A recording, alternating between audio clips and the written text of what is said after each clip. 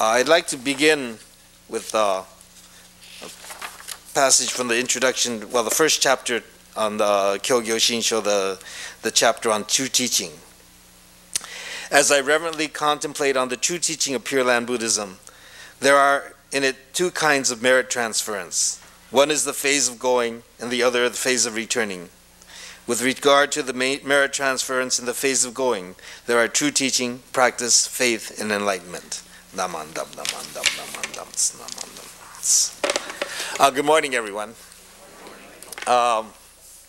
In Buddhism, we often talk about the three gates into which people often enter the path of the Buddha Dharma.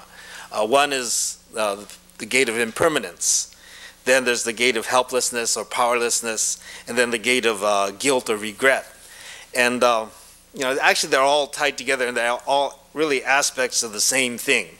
One of the reasons that, the best examples of this is if somebody that you care for is, dying or ill. You come to face the reality of impermanence at that time. And then you want to do things for that person, but then you find that your capabilities, your ability is limited. You feel a sense of helplessness or powerlessness. And then afterwards, you feel a sense of guilt because you keep wondering, could I have done more? Could I have done something earlier? And you are constantly reflecting on this.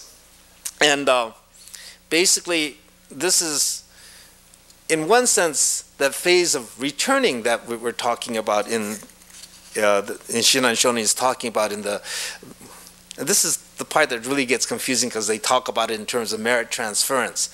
But this aspect of coming and going, or going and coming, yeah, it's actually going and coming because you have to go first before you come back, is based on the Bodhisattva ideal. And the Bodhisattva ideal is based on the story of Shakyamuni Buddha's life itself.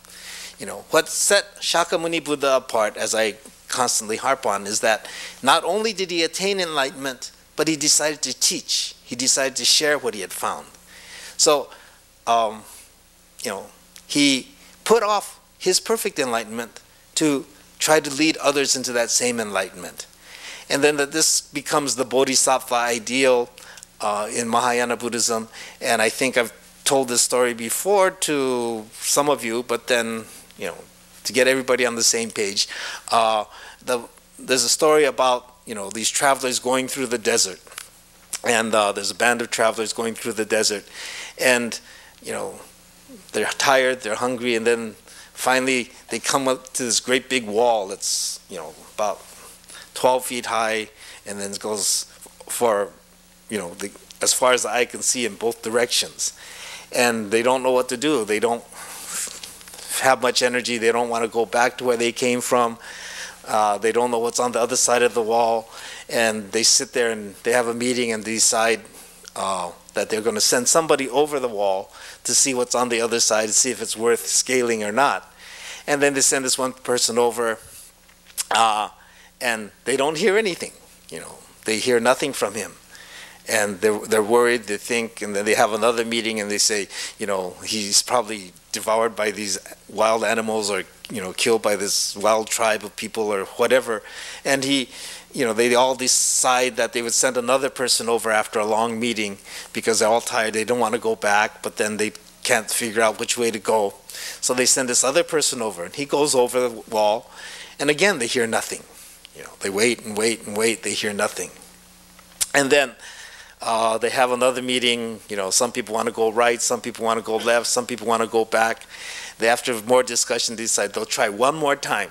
They send this person over, this guy over. He gets to the top of the wall, and then he sees this beautiful oasis, and the other two guys are in this pond enjoying the water and eating, fresh fruit, and they're having a good time. And they're waving at him and yelling at him to come over.